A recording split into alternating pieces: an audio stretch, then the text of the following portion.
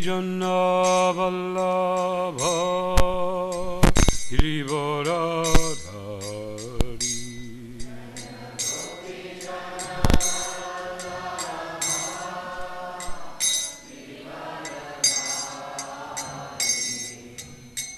Govijana Vallabha Girivaradhari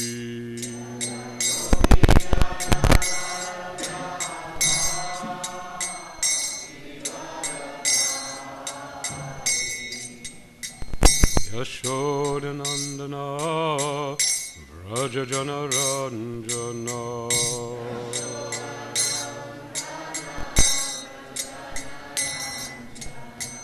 Yashodanandana Vrajajana Ranjana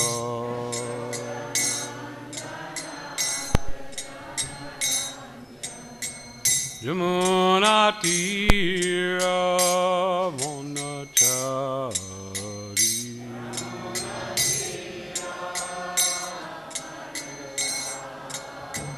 Yamuna Tira Vonachari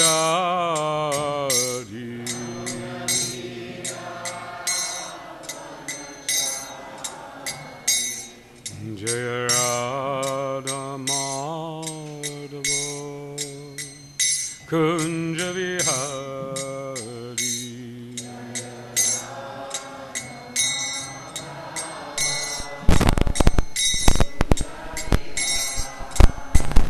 Jaya Radha Madhava Kunja Vihari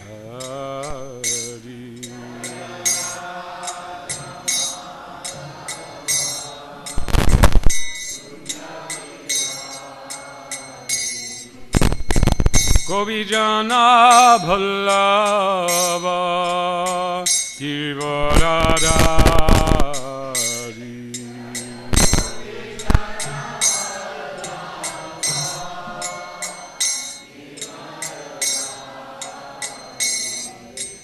Govijana Vallabha Girivaradhari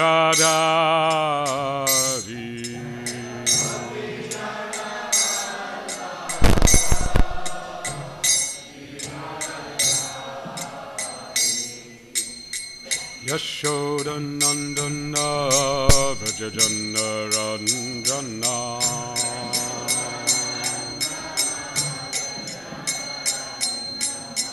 Yashodanandana Vrajajana Ranjana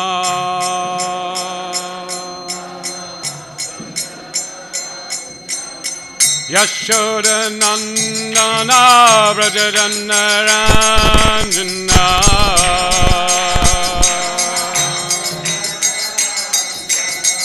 Yamuna Tira Vanachari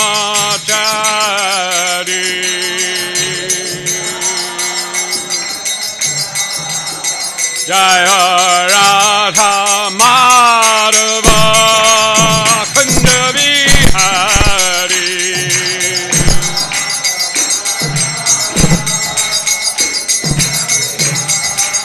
Jaya Radha Madhava Kunja Vihari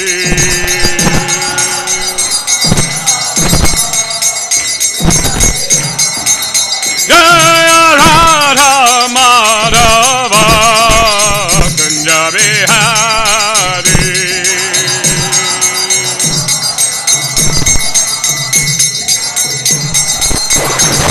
Hare Krishna Krishna Krishna Hare Hare Hare Rama Hare Rama Rama Rama Hare Hare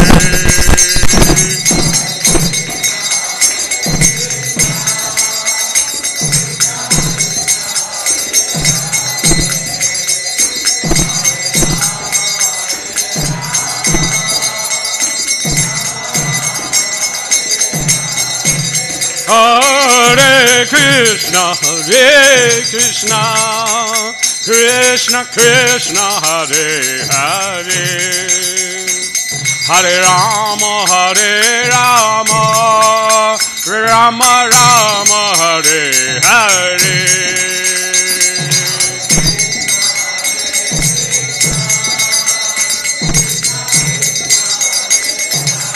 Hare Hare Hare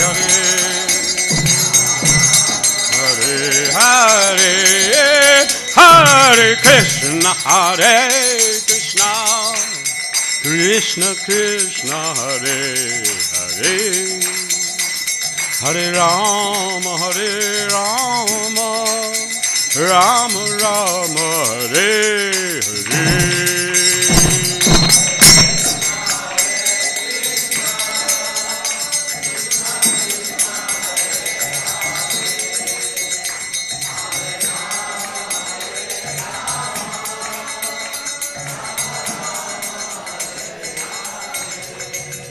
Jaya Radha Madhava Kunja Bihari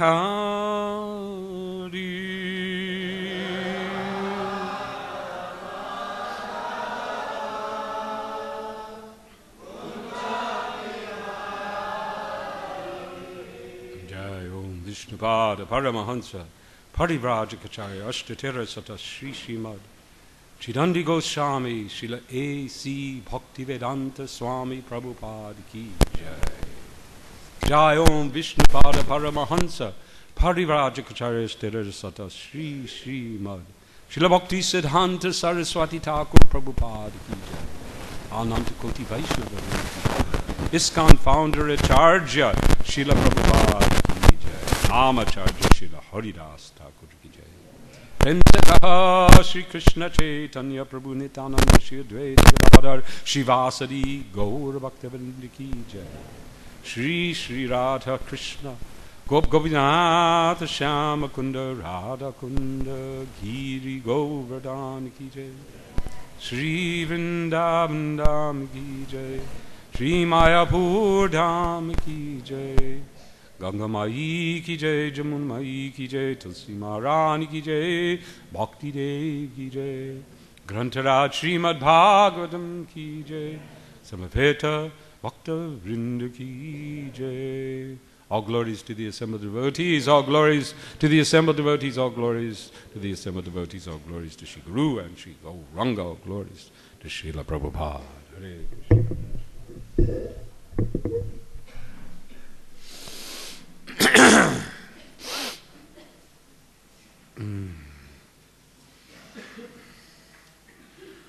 Om Namo Bhagavate Vasudevaya.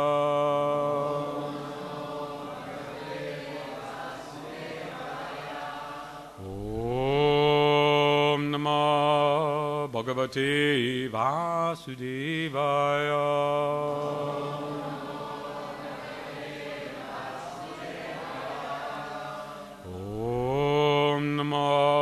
Bhagavate Vasudevaya.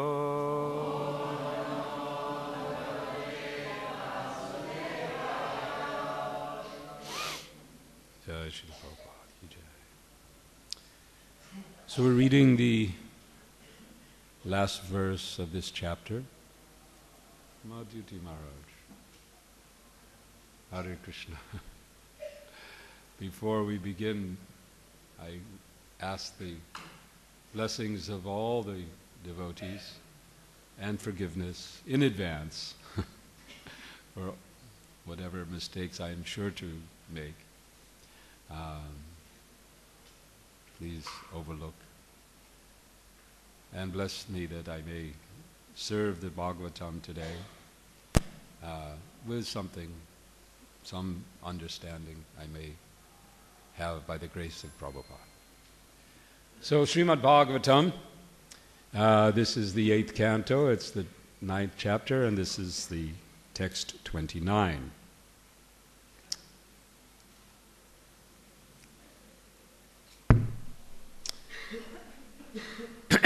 Yad yujyate su vasukarma mano vachobir.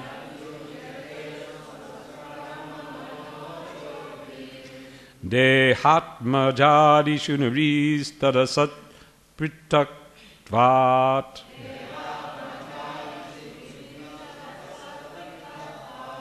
Taireva sadbhavati yat kriyate pritaktvat.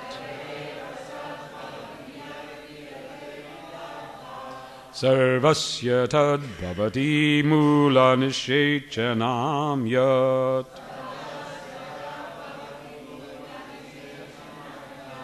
Yad yujate su vasukarma mano vachobir. Dehat majadi shunaris tadasat pritaktvat.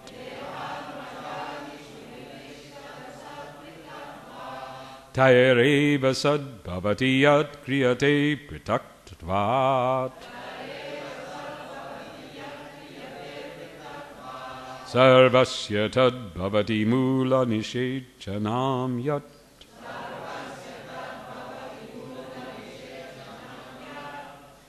Others?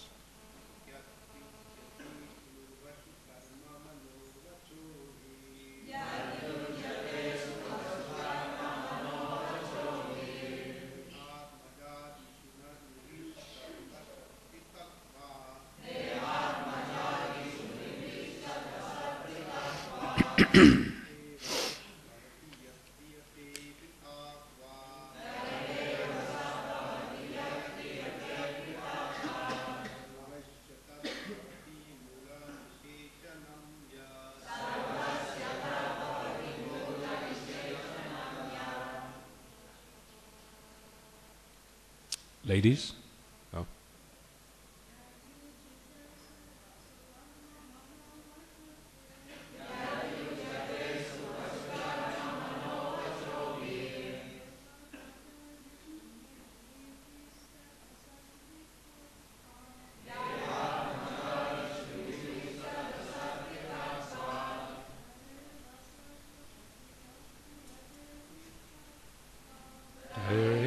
Bhavati yat kriyate prataktvat.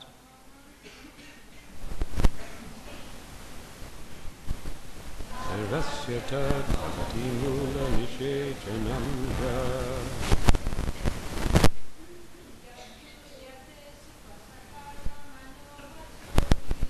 Yad yujyate suvasukarma mano vachobir.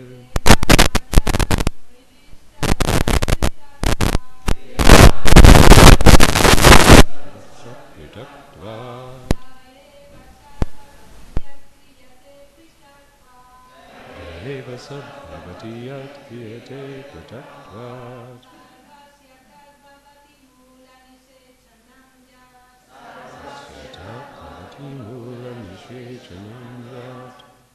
Yat, whatever, yujyate, is performed, asu, for the protection of one's life, vasu, protection of wealth, karma, activities, manaha, by the acts of the mind, vachovihi, by the acts of words, deha atma jadishu, for the sake of one's personal body or family, etc., with reference to the body. Personal body or family, etc., with reference to the body. Okay. Nirbihi, by the human beings. Tat, that. Asat, impermanent, transient. Prataktavat, because of separation from the Supreme Personality of Godhead. Tai, by the same activities. Eva, indeed. Sat bhavati, becomes factual and permanent. Yat, which. kriyate, is performed. Apratakvat, because of non-separation. Sarvasya, for everyone. Tat bhavati, becomes beneficial. Mula nishechanam, exactly like pouring water on the root of a tree. Yat, which. Translation and purport by His Divine Grace, A.C. Bhaktivedanta Swami, Srila Prabhupada. In human society, there are various activities performed for the protection of one's wealth and life by one's words, one's mind, and one's actions. But they are all performed for one's personal or extended sense gratification with reference to the body. All these activities are baffled because of being separate from devotional service. But when the same activities are performed for the satisfaction of the Lord, the beneficial results are distributed to everyone, just as water poured on the root of a tree is distributed throughout the entire tree. Purport. This is the distinction between materialistic activities and activities performed in Krishna consciousness. The entire world is active, and this includes the karmis, the jnanis, the yogis, and the bhaktas.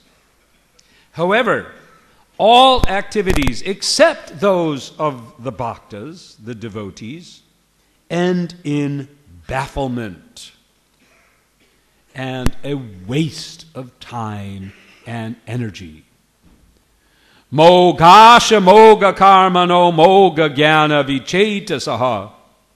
If one is not a devotee, his hopes, his activities, and his knowledge are all baffled. A non-devotee works for his personal sense gratification or for the sense gratification of his family, society, community, or nation. But because all such activities are separate from the Supreme Personality of Godhead, they are considered asat. The word asat means bad or temporary, and sat means permanent and good. Activities performed for the satisfaction of Krishna are permanent and good, but asat activity, although sometimes celebrated as philanthropy, altruism, nationalism, thisism or thatism, will never produce any permanent result and is therefore all bad. Even a little work done in Krishna consciousness is a permanent asset and is all good because it is done for Krishna, the all-good Supreme Personality of Godhead, who is everyone's friend. Suridam Sarvabhutanam. The Supreme Personality of Godhead is the only enjoyer and proprietor of everything. Bhuktaram Jagya Tapasam Sarvaloka Maheshwaram. Therefore, any activity performed for the Supreme Lord is permanent. As a result of such activities, the performer is immediately recognized. Na cha tasman manushyeshu kaschin me priya kritamaha. Such a devotee, because of full knowledge of the Supreme Personality of Godhead, is immediately transcendental, although he may superficially appear to be engaged in materialistic activities.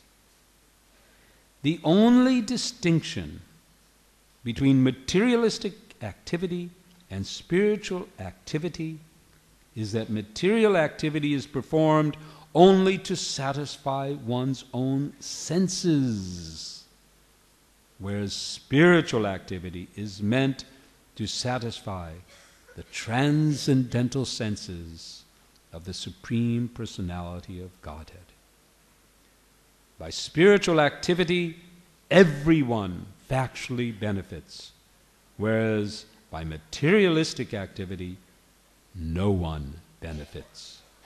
And instead, one becomes entangled in the laws of karma.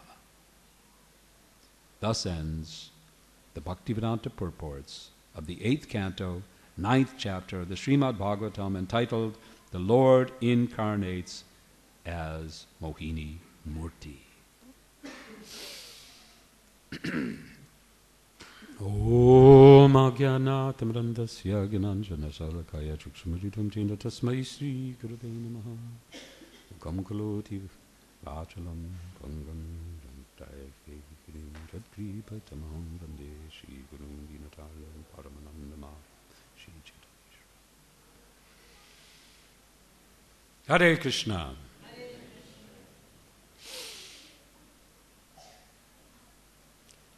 Anything, everything, anything you do in this world that is not done for Krishna is ultimately useless. So you can argue, no, why? Why? I am doing something now, it will benefit humanity. There is an idea in the world that the universe is developing, unfolding, going on and on. Science is progressing. Yes, today I may achieve just so much, but tomorrow my future generations, they will achieve more, and ultimately we will grow and grow and will become bigger and better, and we'll explore the universe and we'll populate the universe, and the universe will get greater and everything will become more and more wonderful, and we're all contributing to the ultimate good of the progress of material energy. It is started as just a big, it was all nothing. And from nothing, it's growing, it's becoming bigger, it's becoming better. Life is evolved, people have evolved, intelligence is evolved, people are becoming smarter, and they're becoming greater, they're making bigger things, and the universe is getting better and better and better and better. This is the illusion that people are struggling under. But actually, what is the end result? Even the scientists who cling to this is their reason to live. There's been debates with atheistic scientists and between theist and atheist. And it's hinged around, well, if there's no God, then what is the purpose of anything?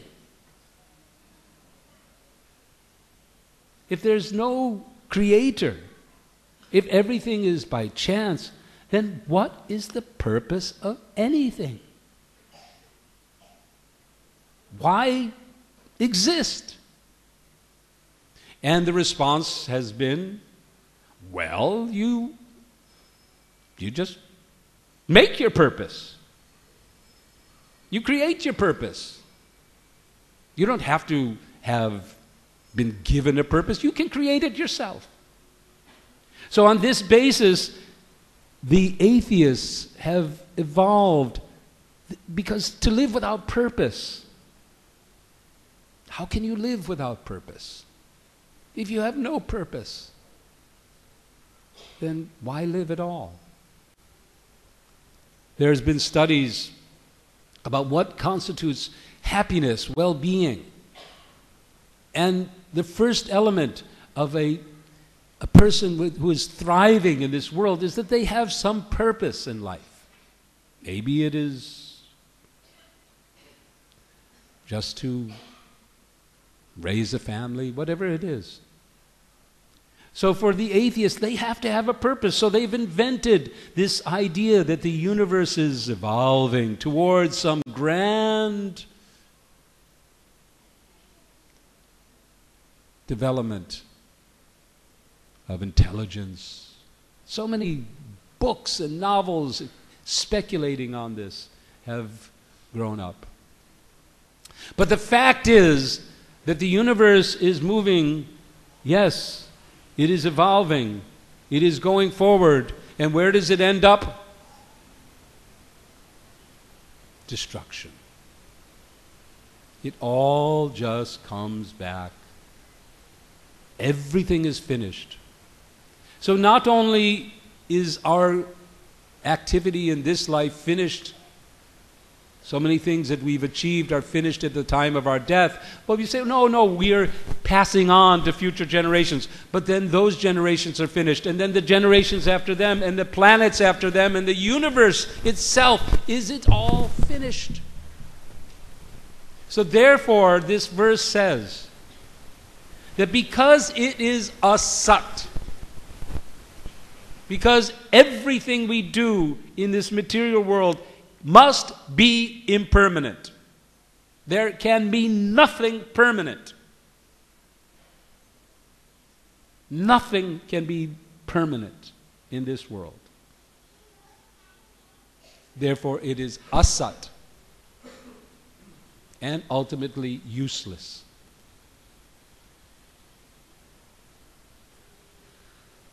As opposed to those activities which are engaged with the eternal Supreme Person. Those activities, those endeavors performed in devotion for the Supreme Lord Sri Krishna, they are permanent. They are never lost. Now, many of us sitting here may be thinking, I think so many times a day, hey, I've been chanting this Hare Krishna mantra now for almost 50 years. 1970 is when I began chanting Hare Krishna Mahamantra. And for most of the time, I've been chanting 16 rounds. There have been some times when I've, had little lapses, but most of the time. So I've been chanting 16 rounds. And fortunately, by the grace of so many circumstances, I've been able to, almost all of this time, have some service to ISKCON, doing some devotional service. And now I'm in my, late 60s, getting it on there. Time is coming. the sign, the writing is on the wall. Things that used to be easy are no longer easy. Body is starting to show its wear and tear.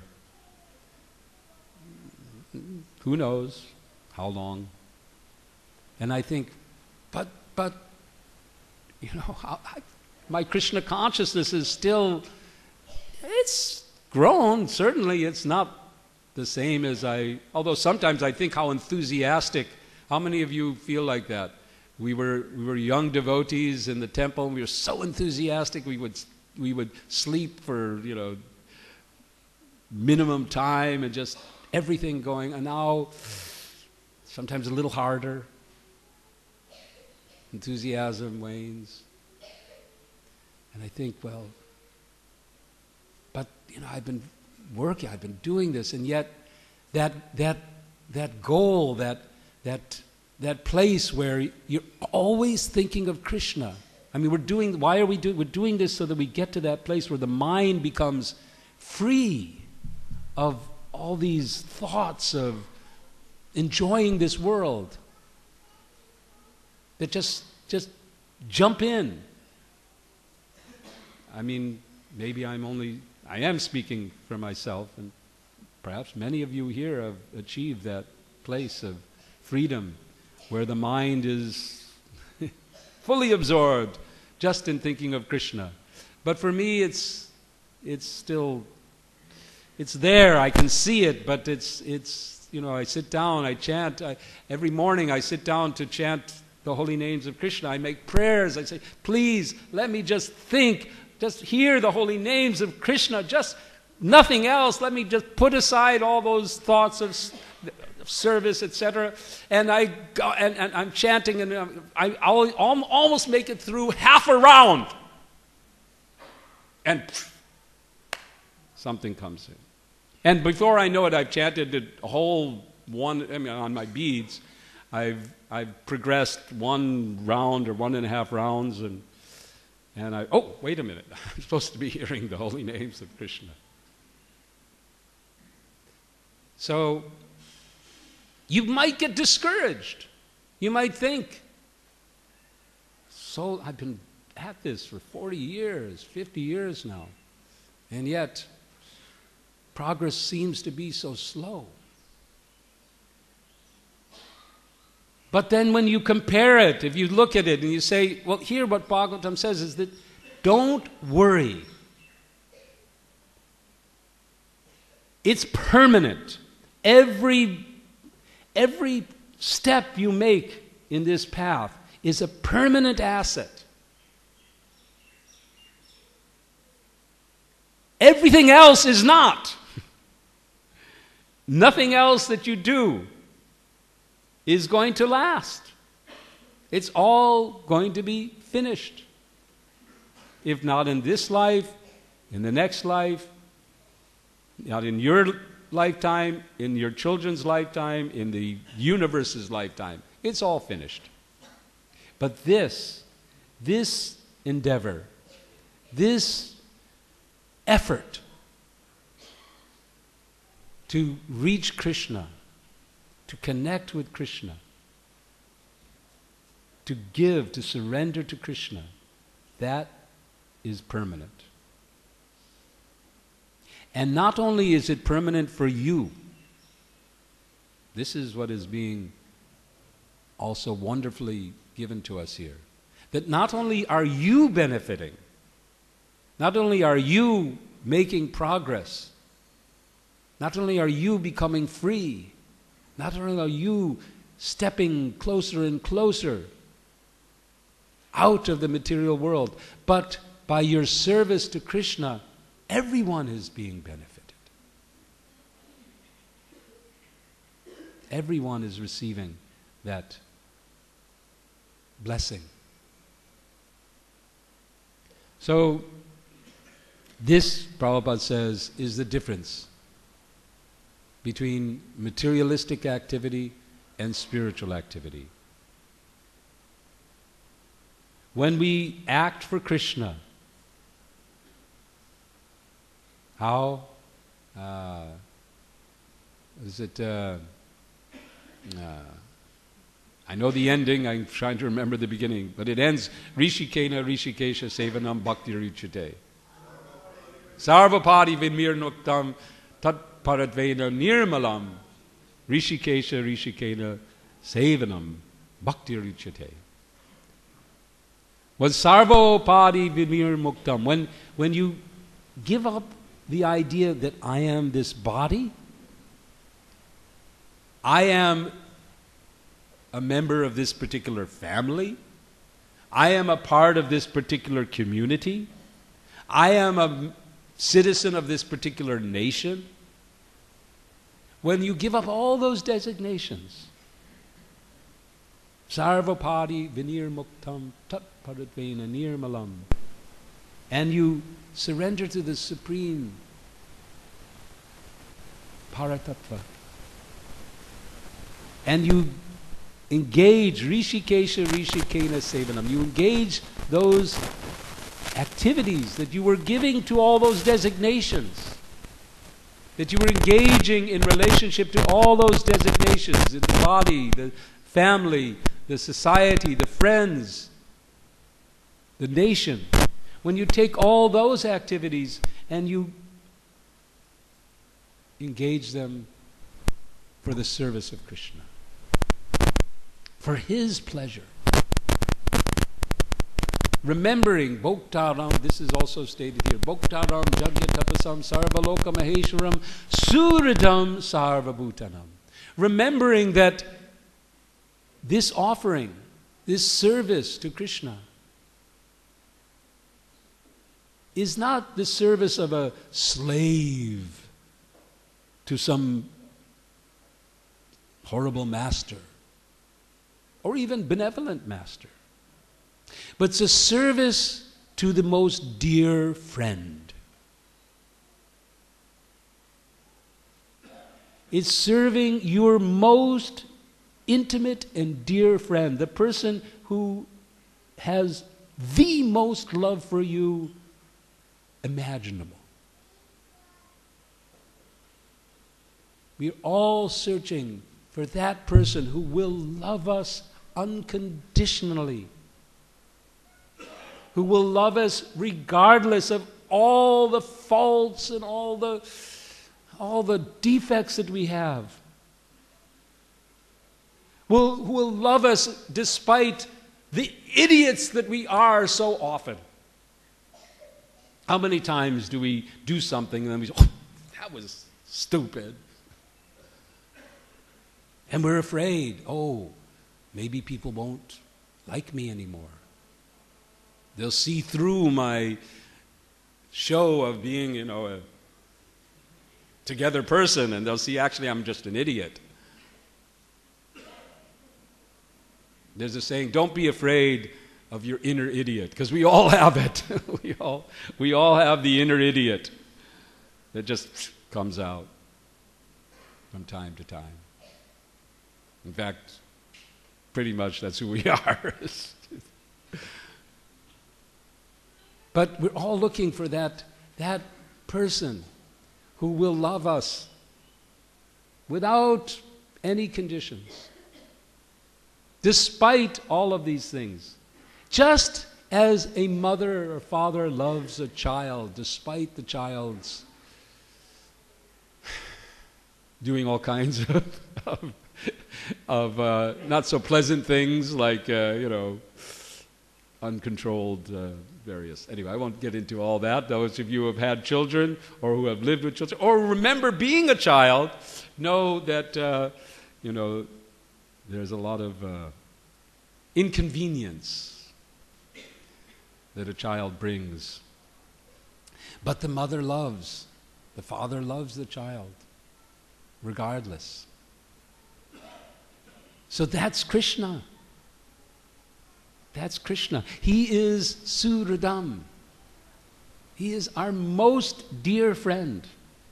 So to serve Him, to offer something to Him, to say, yes, let me be your servant.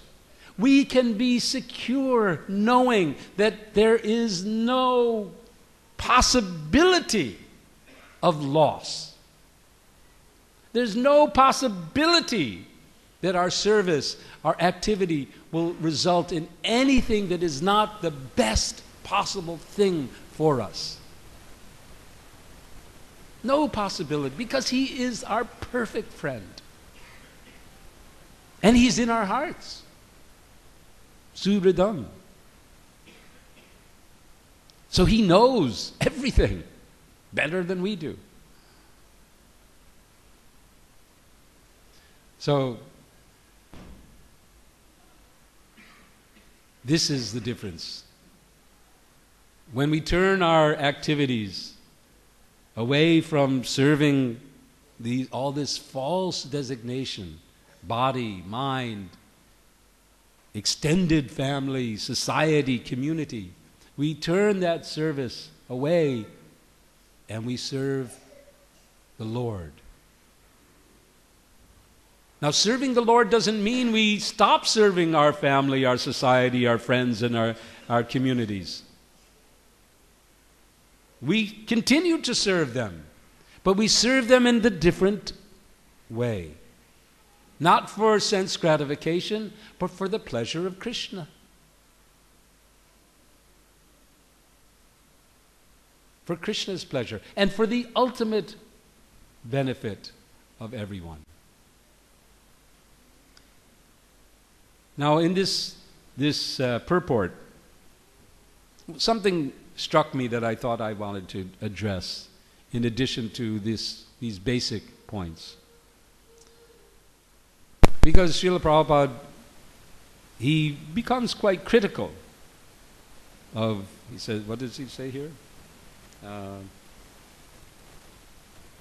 Activities performed for the satisfaction of Krishna are permanent and good, but asat activity, although sometimes celebrated as philanthropy, altruism, nationalism, thisism or thatism, will never produce any permanent result and is therefore all bad. Now, I'll just a little bit, I come from a family of altruists. My mother and father were, very deeply altruistic as far as they could. My father was a scientist working in a university. He didn't go to the drug companies where he could have made 3 times more money because he was working for the good of humanity, doing research and finding out cures for, anyway. And my mother was involved in all kinds of activist activities for peace and justice, etc. They were altruists and generous also. They saw our movement as being altruist, as being beneficial for the world, and they gave substantial contributions. So that was a good benefit. So when I hear this, I get a little bit, well, wait a minute, there must be some good to all of this.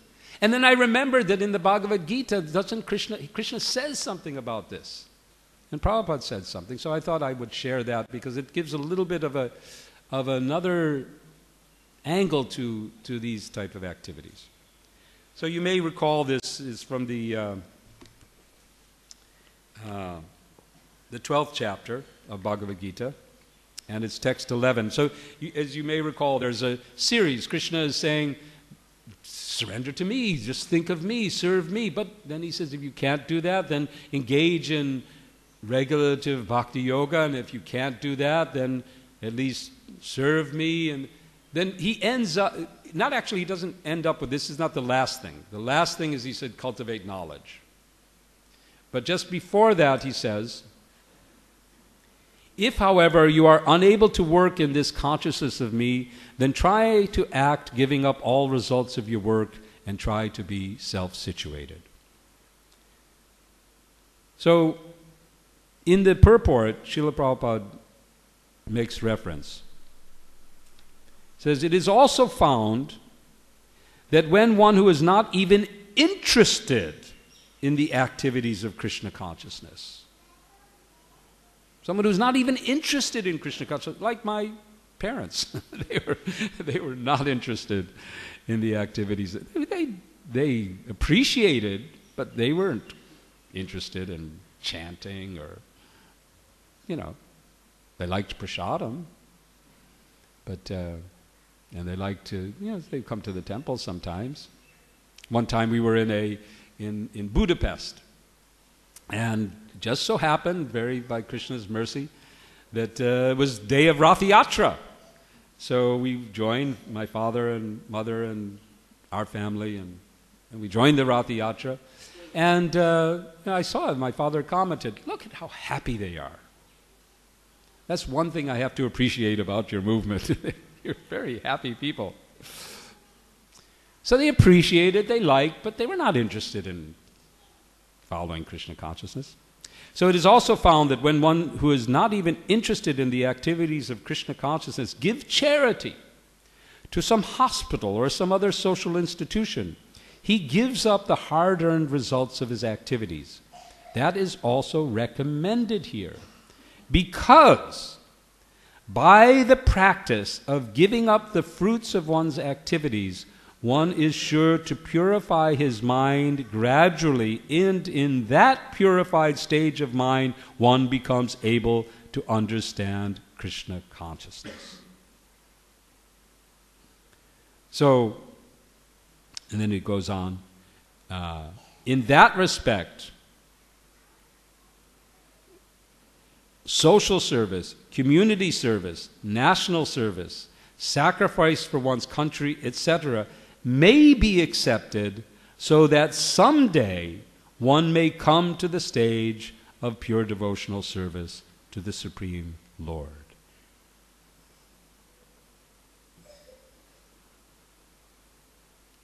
So here we see one little out for the altruists. Although their activities in and of themselves,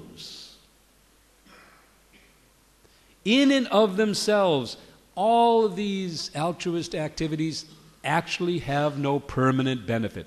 It's a fact. Who can argue? Who can argue? They could, well, but the world will come to an end one day. There cannot be any permanent benefit to any of these things. And even you go further than that, you can see that practically speaking, almost all of the altruistic activity that people perform in this world has another side to it.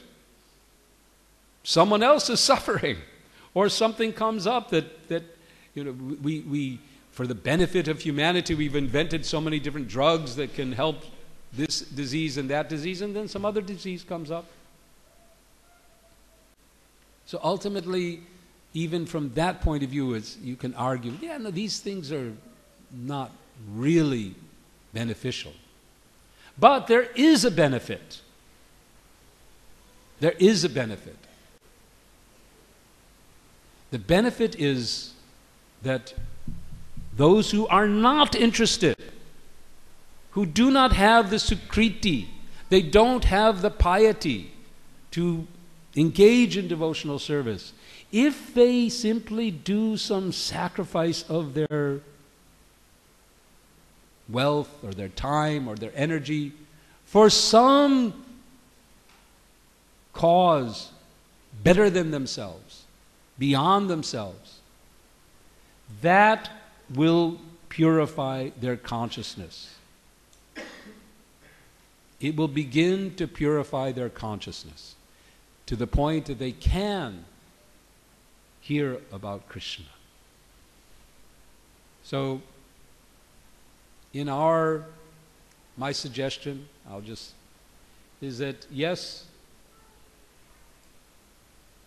the fact is, all this altruistic activity in and of itself simply is part of this material world. But the benefit is still there by advancing one's consciousness. Therefore, we have the varnashram system. In the varnashram system, it's not expected that everyone be engaged fully in Krishna consciousness. But they're given roles in society which are based on mutual cooperation. Everyone in the varnashram system must sacrifice. It's a universal principle for everyone in varnashram. There must be some self-sacrifice. The Vaishyas must give in charity. The Kshatriyas must, practically speaking, be ready to give up their lives. The Shudras give their time and their energy. The Brahmins give knowledge freely. Everyone must sacrifice. And by this mood of sacrifice, of cooperation, of giving, the consciousness becomes gradually elevated. And especially when done under the framework of Shastra, which brings Krishna into every aspect of that sacrifice. So, I thought that was an interesting additional point that comes out from this verse. So to conclude, we have the choice of material life and spiritual life. It is present before us at every moment. Every breath we take, every move we make. No, wait, okay. He's watching you. We have the choice to either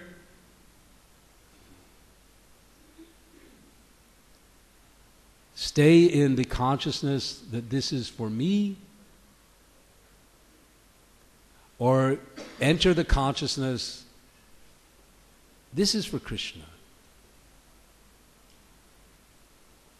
Let Krishna be satisfied. Let him be pleased. Let him accept this as service, even though he does not need it. But as a loving friend,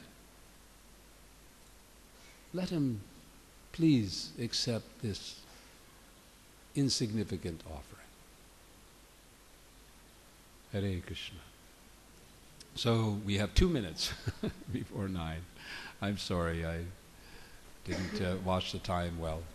So if there's some question, we can still take a question or comment, at least one or two. Or we can stop. Yes. Oh, microphone, yes, here we go.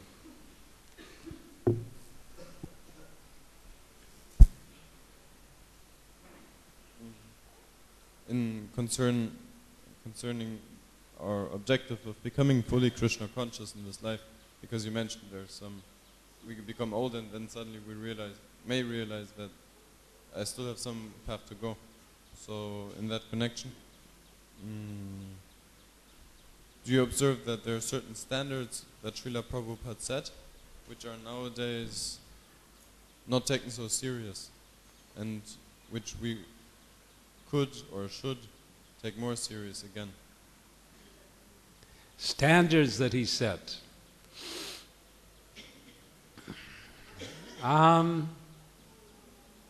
That's a very individual question, because he set different standards for different people and different circumstances, and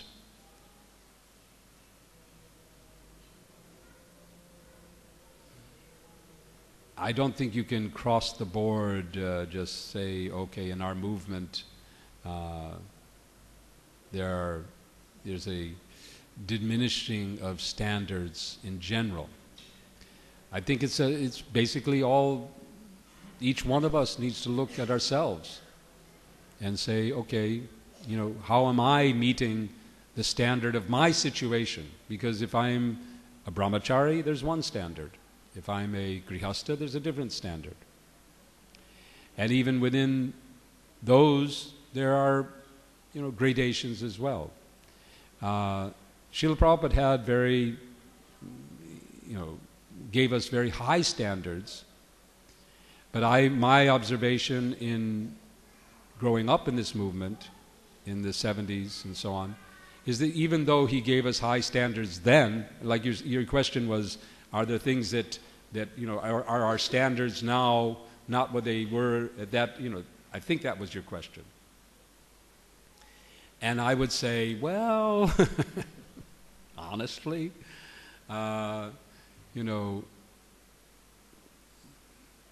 we, in some ways, we had, maybe some higher standards in some areas, but we had some lower standards in others.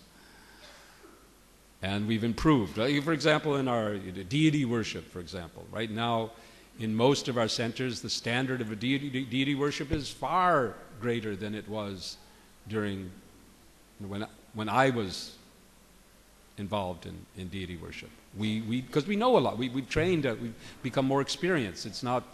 We just have developed. Yes, there are some places where the standards have gone down, perhaps, but I think that's just an individual area.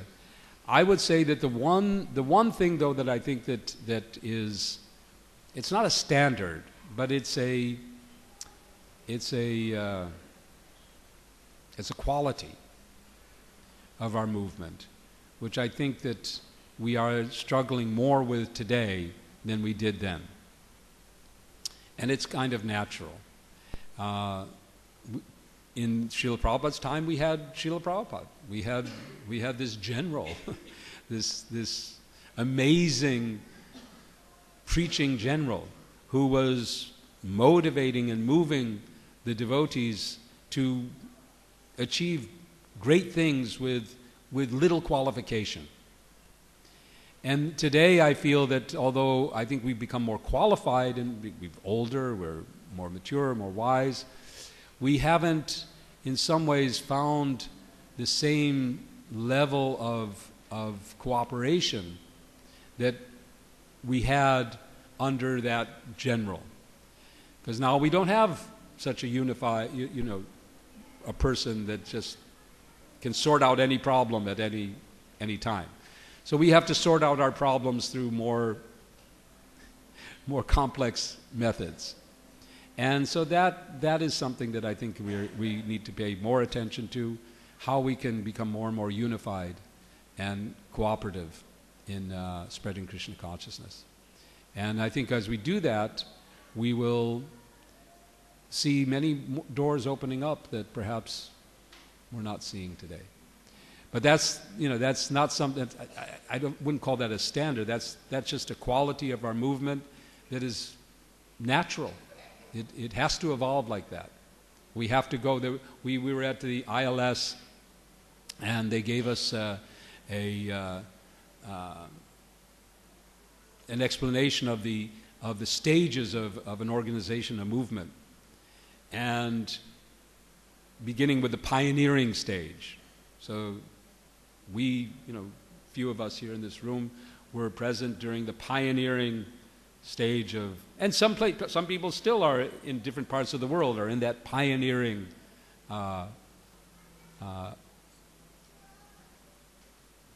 mode. And as I remember, the next was a rational. You've been pioneering, but now you need to start putting in some systems. You need to put some organization into place. But then there's another stage that comes after that, where the spirit of that pioneering phase and the organization starts in its synthesizing, and things start to become even better. So that's the stage we're in now. So it's different. So I'd say that there are differences rather than, I don't know if that answers your question. Thank you. Hare Krishna. Dandavad.